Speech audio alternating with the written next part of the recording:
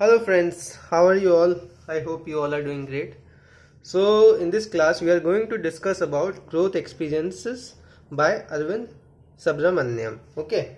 In the previous lessons we completed our recovery of India economic growth in the Nehru era, and if I talk about the author was Pulapre Balakrishna. Okay, so the reading which we are going to do now, if I tell you about in the readings where it is, so it is over here. Okay, you can find out under this growth experience, page number is 305. Okay, and this is the topic we are going to discuss today.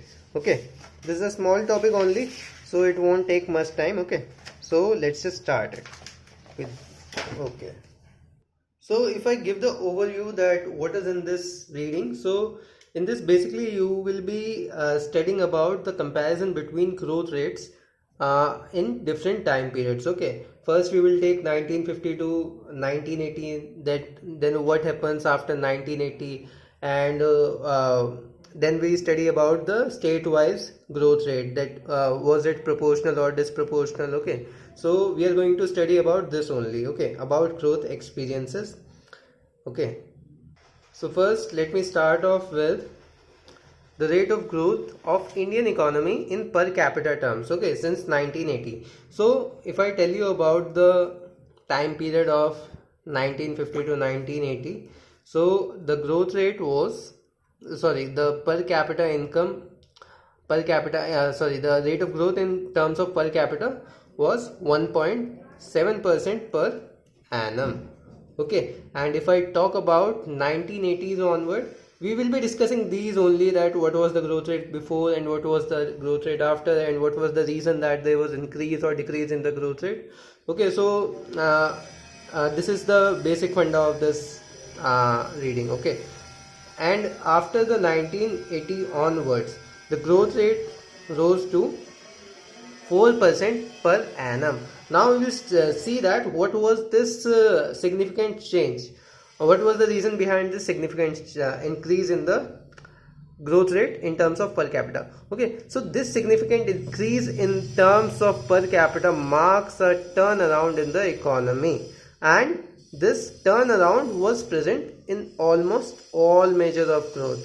Example, output per capita, output per worker, and total effective productivity, which we also call TPF. Okay, so they all accelerated sharply after the 1980s. So there must have been some changes in the 1980s, so that it lead to increase in this per capita income and output per capita, TPF. Okay, so we will be studying about the reason also.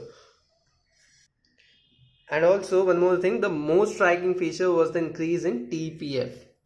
Okay, increase in TPF from 0.3% in this 1950 to 1980 to 2% in from 1980 onwards, basically the second one. Okay, so you can see that the growth accounting decomposition shows that the contribution of growth of TPF to overall level productivity growth was exceptionally high, that is around 60%. Okay, between 1980 to 2000.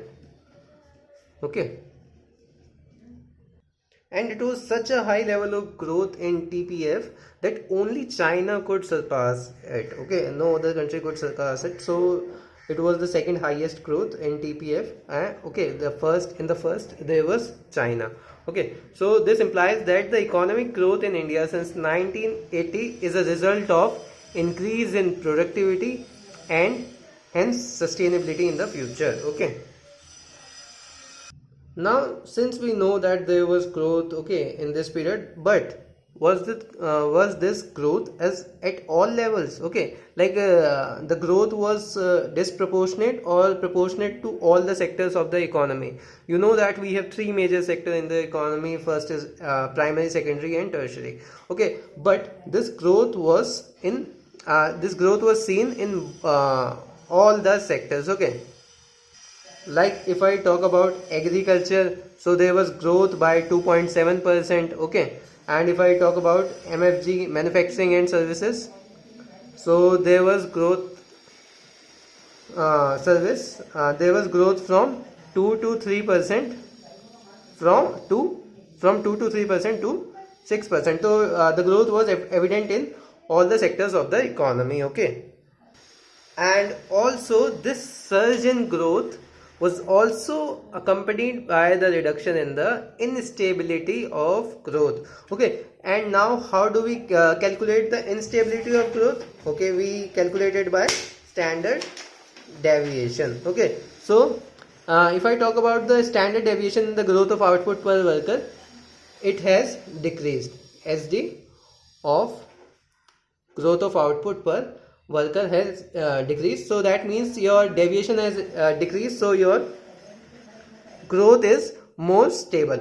Okay, and if I talk about the numbers, so pre 1980 the standard deviation was 3.7%, and you can see that in post 1980 it was 1.9% only. So you can see that the deviation has decreased, so that means you have increased your stability. Okay, stability of growth.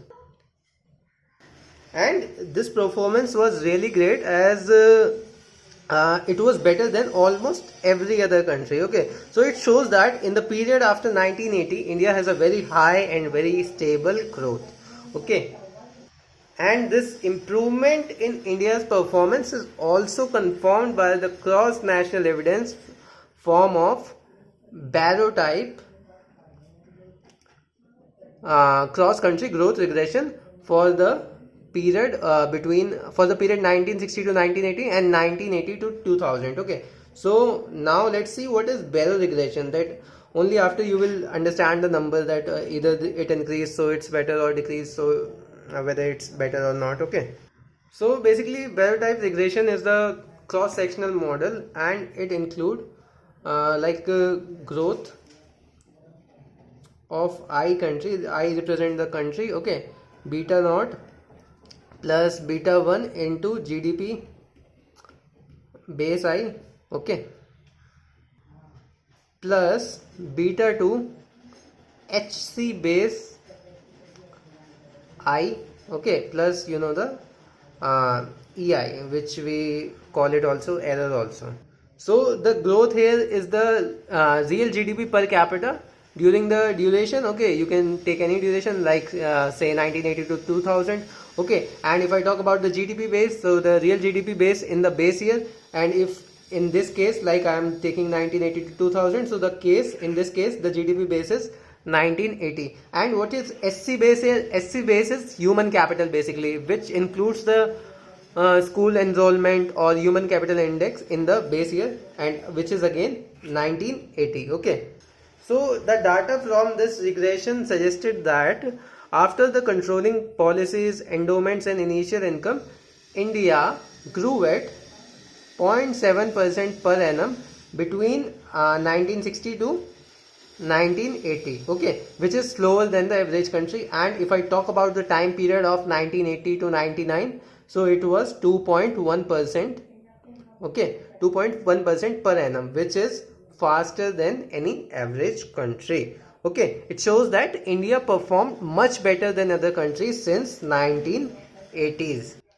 Now we are going to study that what was the causes for this reversal of fortune around 1980, that what lead to such higher rate of growth and proportional rate of growth in all sector, and which is also proved by many data and regression models also. Okay, so now we are going to study the causes, that what was the serious reforms that lead to such a high level of growth after 1980s. Okay, so that was all for this class. This was just the introduction of this. In the next class we are going to study about the causes of reversal of fortune around 1980. So thank you guys for watching. We'll meet you in the next class.